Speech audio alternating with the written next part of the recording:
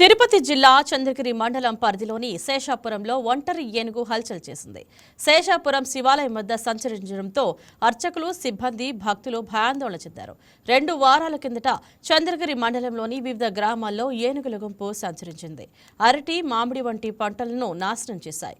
2 రోజుల క్రితం బకరాపేట ఘాట్ రోడ్లో కూడా ఇదే ఏనుగు హల్చల్ సృష్టించింది. ఏనుగును అటవీ ప్రాంతానికి మళ్లించేందుకు అటవీ శాఖ సిబ్బంది ప్రయత్నించగా కోపంతో వారిపైనే దాడికి యత్నించింది. ఏనుగుల కారణంగా భీమవరం, శేషాపురం, కూచివారిపల్లి, రంగంపేట గ్రామాల్లో పంట నష్టం జరుగుతున్నట్లు స్థానికులు చెబుతున్నారు.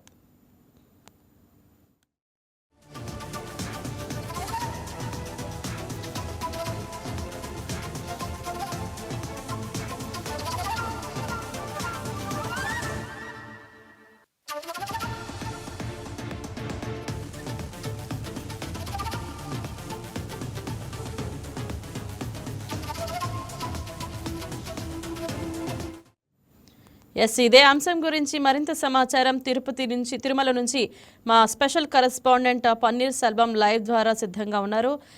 గుడ్ ఆఫ్టర్నూన్ సెల్వం, చెప్పండి, చంద్రగిరి ప్రాంతంలో ఏనుగు ఎప్పటి నుంచి సంచారం ప్రారంభించింది?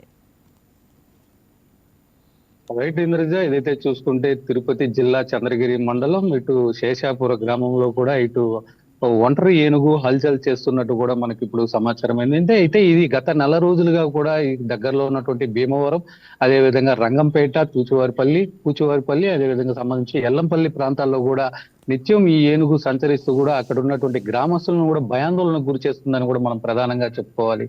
ఏదేమైనప్పటికీ ఇక్కడ ఉన్నటువంటి ఇప్పటికే 100 ఎకరాలు కూడా పంటలు బీభత్సం సృష్టించినటువంటి పరిస్థితి.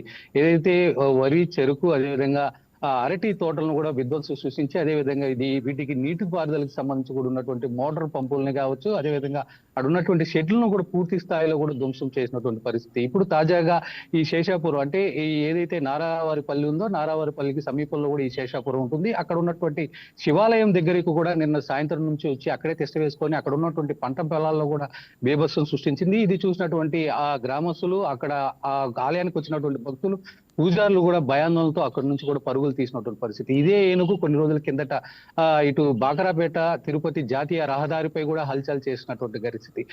ఏదేమైనప్పటికీ దీనికి సంబంధించి ఈ ఒంటరి ఏనుగును బంధించే దానిలో అటవీ శాఖ అధికారులు పూర్తిగా విఫలమయ్యారని కూడా మనం ప్రధానంగా చెప్పుకోవాలి. ఏదేమైనప్పటికీ గ్రామస్తులు మాత్రం ప్రధానంగా ఒకటే కోరుతున్నారు, ఈ ఏనుగును ఆ ఏనుగుల గుంపులోకి, అంటే ఇది గత 15 రోజుల క్రితమే ఒక 15 ఏనుగుల గుంపు ఈ ప్రాంతంలోకి అంతా ఈ పల్లెల్లో కూడా వచ్చినటువంటి పరిస్థితి.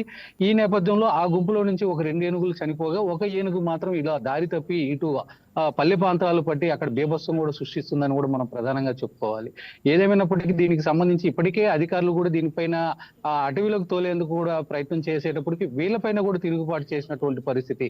ఈ నేపథ్యంలో దీనికి సంబంధించి కుంకి ఏనుగు ఏదైతే పలమనేరులో ఉంటాయో ఈ పలమనేరులో ఉన్నటువంటి కుంకి ఏనుగుల సాయం తీసుకొని కూడా దీన్ని బంధించేదా లేకపోతే అటవీలకు తోలే ప్రయత్నం చేయాలని చెప్పి కూడా ఇటు గ్రామస్తులు వాపోతున్నటువంటి పరిస్థితి. ప్రధానంగా దీంట్లో చూసుకుంటే ఇప్పటికే దీంట్లో ఒకరికి 2 ప్రాణాలు పోగా ఒకరు కూడా దీంట్లో తీవ్రంగా కూడా గాయపడి ఏనుగుల దాడిలో కూడా తీవ్రంగా గాయపడినట్టు కూడా మనకు ప్రధానంగా తెలుస్తుంది. ఏమైనప్పటికీ ఇప్పటికీ 100 ఎకరాలు కూడా పంటలు కూడా నష్టమైపోయి ఇటు రైతాంగం సంబంధించి రైతులు ఎవరైతే ఉన్నారో వాళ్ళు కూడా కన్నీటి పార్వతమవుతున్నారు. ఈ ఏనుగును బంధించే వరకు ఖచ్చితంగా మా జీవనాధారం కూడా లేదు అని చెప్పి కూడా ఇటు వాపోతున్నటువంటి పరిస్థితి ప్రస్తుతం అక్కడ నెలకొంది.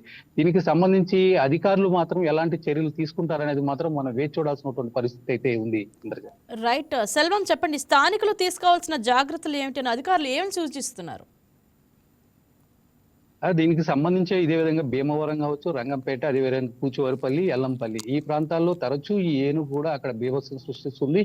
ఈ ఒంటరి ఏనుగు అంటే గుంపులో ఉంటే ఒక లెక్క ఉంటుంది, గుంపు తప్పిందంటే మాత్రం వాటి ఘీంకారాలకి అదేవిధంగా వాటి పనులు కూడా హద్దులు ఉండవని చెప్పి కూడా ఇటు అటవీ శాఖ అధికారులు చెప్తున్నటువంటి పరిస్థితి. ఏదేమైనప్పటికీ ఒంటరి ఏనుగు దగ్గర కూడా ఎవరు కూడా ఆ దరిదాపుల్లో కూడా వెళ్ళొద్దండి, గుంపులుగా వెళ్ళండి. ఏదైనప్పటికీ టపాకాయలు కూడా పేలుస్తూ శబ్దాలు చేస్తూ ఉండండి.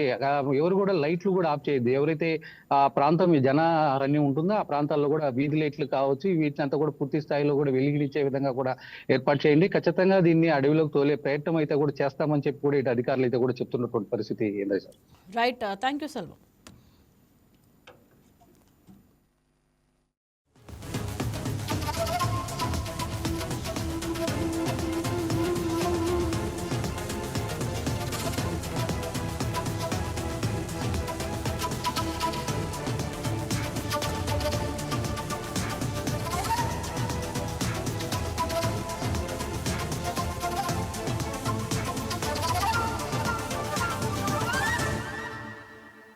Thank you.